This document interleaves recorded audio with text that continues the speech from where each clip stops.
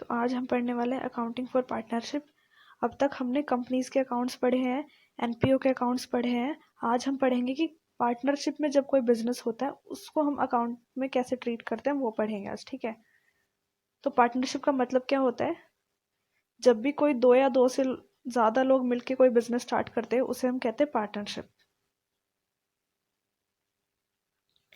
यहाँ पे इसके कैरेक्टरिस्टिक्स दे रखे हैं, कुछ फीचर्स हैं।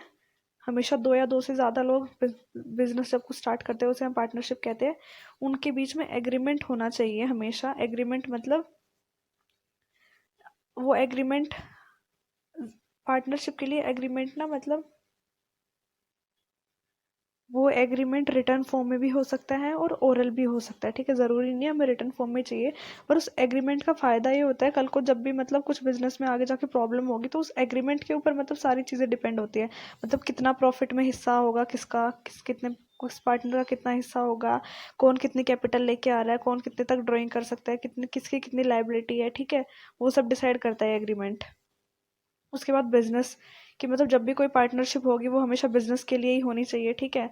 म्यूचुअल एजेंसी मतलब दोनों पार्टनर, दो या जितने भी पार्टनर उन सबके मतलब हर चीज़ में इक्वल राइट्स होने चाहिए।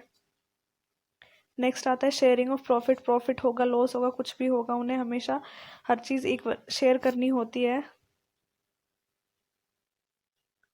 Liability of partnership, her partner equal liable होता है। ठीक है। अब बात करते हैं पार्टनरशिप डीड क्या होती है। देखो, पार्टनरशिप डीड जो होती है वो एक एग्रीमेंट होता है, हम एक तरह से मान सकते हैं, जिसमें जितने भी पार्टनर्स हैं उन सबकी डिटेल्स होती है हमारे पास। Name and address of all the partners, amount of capital, मतलब ये सारी चीज़ें होती है पार्टनरशिप डीड में। मतलब सारी इन्फॉर्मेशन जितने भी हमारे पार्टनर्स हैं उसे हम बोलते हैं पार्टनरशिप डीड। अब आते हैं प्रोविजंस। फर्स्ट है हमारा प्रॉफिट शेयरिंग रेशो। देखो, प्रॉफिट शेयरिंग रेशो पार्टनरशिप में अगर हमें गिवन है कि जैसे 2:3 है, दो पार्टनर्स है, उसको उनके रेशो है हमें दे रखे 2:3।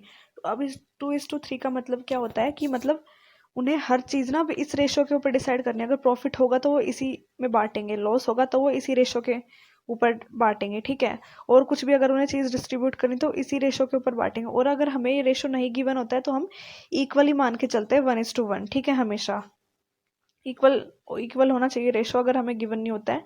नेक्स्ट आता है interest on capital. Interest on capital हमेशा अगर हमारी पार्टनरशिप डीड में अगर साइलेंट होती है तो इंटरेस्ट ऑन कैपिटल हमें नहीं चार्ज करना होता है।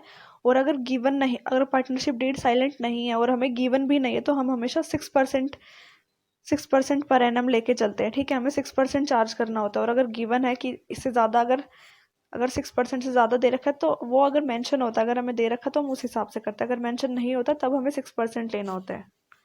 नेक्स्ट आता है interest on drawing. Interest on drawing हमें तभी चार्ज करना है तब हमें दे रखा हो, अगर पार्टनरशिप डीड साइलेंट है तो हमें चार्ज नहीं करना है। नेक्स्ट आता है interest on advance. Interest on advance का भी सेम होता है, 6% अगर हमें गिवन नहीं है तो। ठीक है। नेक्स्ट है हमारा रिम्यूनरेशन ऑफ फर्म्स वर्क। मतलब किसी भी पार्टनर को कोई सैलरी नहीं दी जाएगी। रिम्यूनरेशन का मतलब होता है सैलरी, एक तरह से कि किसी पार्टनर को कोई सैलरी नहीं दी जाएगी, अपना ही बिजनेस चला रहे हैं क्योंकि वो। ठीक है। अगर उनके एग्रीमेंट में या पार्टनरशिप डीड में अगर कुछ डिस्क्राइब है तभी वो एक सैलरी बांट सकते हैं, वरना उन्हें कोई सैलरी नहीं दी जाएगी उनके काम के लिए। ठीक है। तो ये होता है हमारे सारे प्रोविजंस। अब बात करते हैं हम इस चैप्टर में पढ़ने क्या वाले हैं। ये सारी चीज़ें हम पढ़ेंगे इस चैप्टर में। Maintenance of partners capital account, profit and loss, distribution of profit and loss among the partners, adjustment of wrong appropriation of profit in the past, reconstitution of partnership firm, dissolution of partnership firm। ये सारी चीज़ें हम पढ़ेंगे। अब बात करते हैं कि जब हम पार्टनर्स के अकाउंट बनाएंगे, कैपिटल अकाउंट, तो वो कैसे बनते हैं। देखो, हमारे पास यहाँ दो चीज़ होती है, दो अकाउंट तरह के अकाउंट्स, हम दो तरह के अकाउंट्स होते हैं उसके ऊपर हम हमारे अकाउंट्स डिपेंड होते हैं कि एक होता है फिक्स्ड कैपिटल मेथड, एक होता है फ्लक्चुएटिंग कैपिटल मेथड। ठीक है। जब भी हमें ये गिवन होगा कि हमारी कैपिटल फिक्स है किसी भी क्वेश्चन में तो वहाँ पे हमेशा हमारे दो अकाउंट बनेंगे। ठीक है। दो अकाउंट वो मैं बताती हूँ कौन से होते हैं। और जब भी हमें ये गिवन है क्वेश्चन में, ये इन्फॉर्मेशन हमें दी होती है कि हमारी कैपिटल जो है वो फ्लक्चुएटिंग है तो हमेशा हमारा एक ही अकाउंट बनेगा। जब हमारे फिक्स्ड कैपिटल होती है तो हमारे दो अकाउंट बनते हैं, एक होता है हमारा कैपिटल अकाउंट और एक नीचे पार्टनर्स का अकाउंट अलग बनता है, ठीक है। कैपिटल अकाउंट अलग बनता है, पार्टनर्स का अकाउंट अलग बनता है, ठीक है।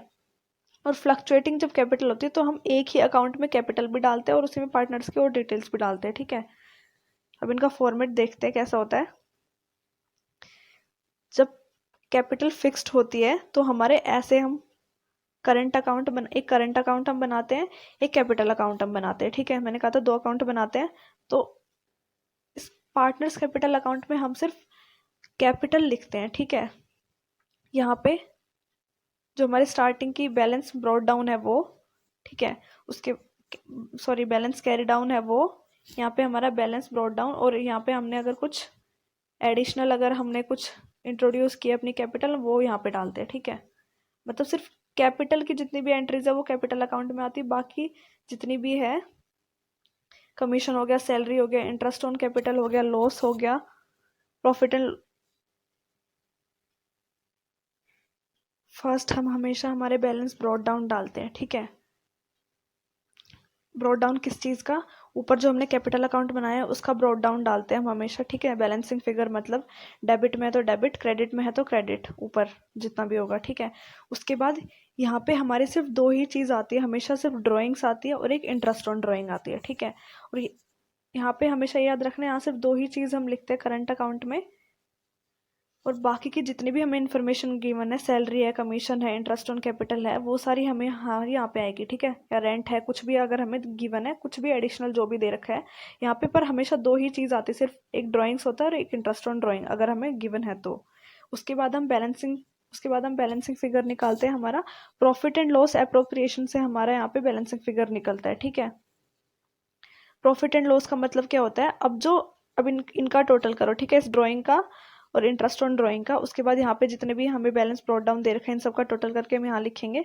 उसके बाद अब यहाँ बैलेंस जो कैरी डाउन निकलता है उसको हम बोलते हैं प्रॉफिट एंड लॉस अकाउंट, ठीक है, appropriation account. Profit and loss appropriation account का मतलब क्या होता है, अब जितने भी इन सब की टोटलिंग है, अब जो प्रॉफिट आया है या लॉस आया है, ठीक है, लॉस आएगा तो इधर, प्रॉफिट आएगा तो इधर।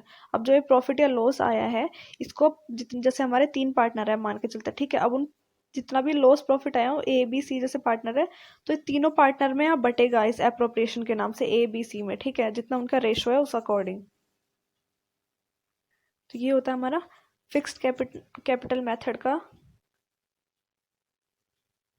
अब नेक्स्ट हम करते हैं, जब हमारी कैपिटल फ्लक्चुएटिंग होती है तो हमें सिंपल सा एक अकाउंट बनाना होता है, इसी में हम हमारी कैपिटल डालते हैं, इसी में सब कुछ डालते हैं, ठीक है। हमारा एक ही अकाउंट बनता है पार्टनर्स कैपिटल अकाउंट, इसी में हम इंटरेस्ट ऑन ड्राइंग्स वगैरह, मतलब सब मेथड सेम है, मतलब दोनों का सेम है सब कुछ, बट उसमें कैपिटल अलग से डलती थी, इसमें कैपिटल यहीं पे डल जाती है, ठीक है, बस ये डिफरेंस है, बाकी फॉर्मेट सारा सेम होता है हमारा।